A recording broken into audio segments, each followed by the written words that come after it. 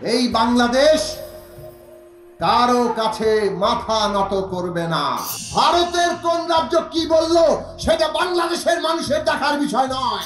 একবার পানিতে শুকিয়ে মারে, আরেকবার পানিতে ডুবিয়ে মারে, এই হচ্ছে ভারতের নীতি। তিস্তা নিয়ে কি মহাপরিকল্পনা আমরা করব সেটা বাংলাদেশের অখণ্ড একক অধিকার। দেশের পরিস্থিতি 5ই আগস্টের পর থেকে এখন পর্যন্ত আমাদের যে আকাঙ্ক্ষা সে অনুযায়ী তৈরি হয়নি, কিন্তু তারপর আমরা এটা বলতে পারি যে 5ই আগস্ট এই দেশের ছাত্র শ্রমিক জনতা, এই দেশের সমস্ত ফ্যাসিবাদ বিরোধী রাজনৈতিক দল, শ্রমিক সংগঠন, সর্বোপরি এই দেশের মানুষ, তারা একটা ফ্যাসিস্ট সরকারকে কেবল গদি থেকে নামায়নি, দেশ ছেড়ে পালিয়ে যেতে বাধ্য করেছে।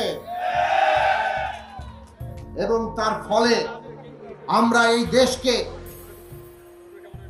নতুন ভাবে গড়ে তোলার একটা সুযোগ পেয়েছি। আজকে বাংলাদেশের সকল মানুষকে সব দিক থেকে সংগঠিত হতে হবে যাতে বাংলাদেশকে আমরা নতুন করে গড়ে তুলতে পারি। 1971 সালে মুক্তিযুদ্ধের মধ্য দিয়ে বাংলাদেশের যে স্বপ্ন তৈরি হয়েছিল, এই দেশের সাম্য প্রতিষ্ঠা হবে, মানে সুযোগের সমতা থাকবে, এই দেশে মানুষের জন্য ন্যায় বিচার প্রতিষ্ঠা হবে, অর্থনীতির ক্ষেত্রে কিংবা আদালতে গিয়ে এই দেশের প্রত্যেক মানুষের ধর্মের, যে ধর্মেরই হোক না কেন, যে জাতির হোক না কেন, যে লিঙ্গীয় পরিচয় হোক না কেন, প্রত্যেক মানুষের মানবিক মর্যাদা থাকবে।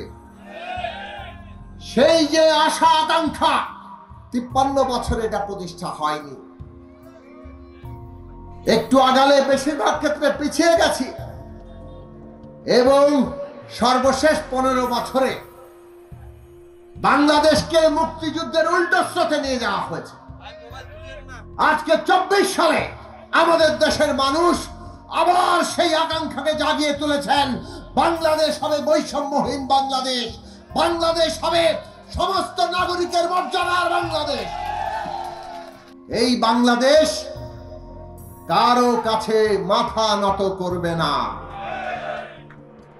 আমরা দেখেছি শেখ হাসিনার ফ্যাসিস্ট সরকার কেবল গদি টিকিয়ে রাখার জন্য, কেবলমাত্র নিজের গদির স্বার্থে, দেশের স্বার্থ, দেশের মানুষের স্বার্থ, দেশের মর্যাদা কিভাবে বিকিয়ে দিয়েছেন, যার ফলে এই যে আজকে আমরা তিস্তার পানির ন্যায্য হিস্সা আমরা পাই নাই।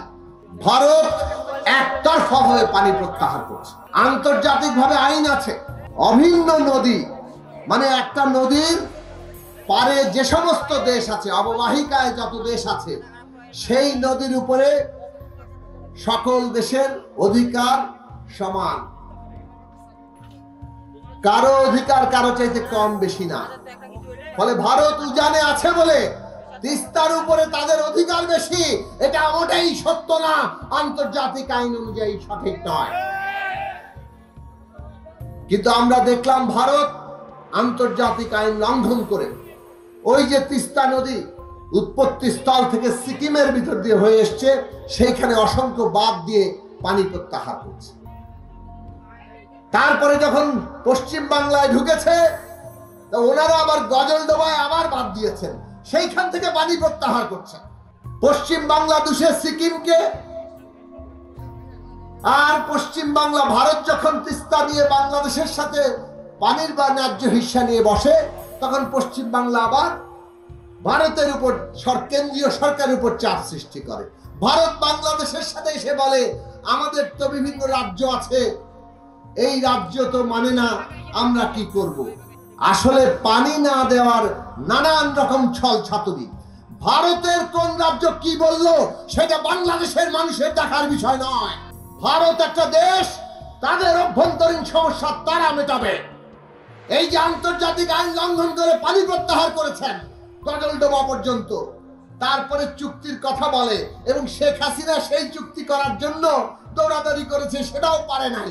গজলডোবার পরে পানির ভাগ বাটোয়ারা, যেখানে পানি আর নাই ওটা নালায় পরিণত হয়েছে। গজলডোবার পরে যতটুকু পানি আছে ওই পানি নিয়ে কোনো চুক্তি করার দরকার নাই, কারণ ওখানে কোনো পানি আসে না। ওরা পানি দিতে না দিতে যার ফলাফল হয়েছে নদীর তলদেশ, নদীর বুক উঁচু হয়ে যাচ্ছে। ফলে বর্ষাকালে যখন পানি ছাড়ে তখন আমাদের এখানে স্বাভাবিক বন্যা অস্বাভাবিক বন্যায় রূপ নেয়।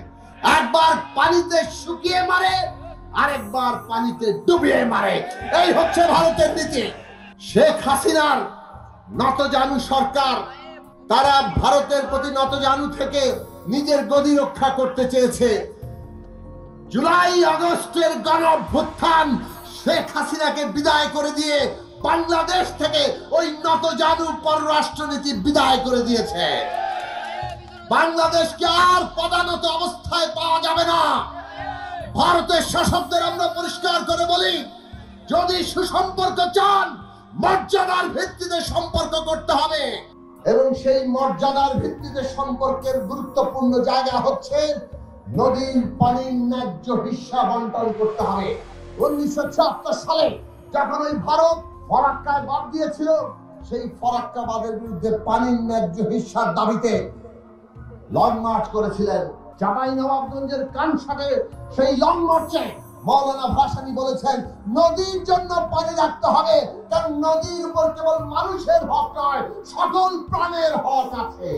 বাংলাদেশের বর্তমান অন্তর্বর্তী সরকারকে আমরা বলি, অবিলম্বে আমাদের 54টি অভিন্ন নদীর ন্যায্য হিস্সার জন্য ভারতের সাথে আলোচনার উদ্যোগ নেন।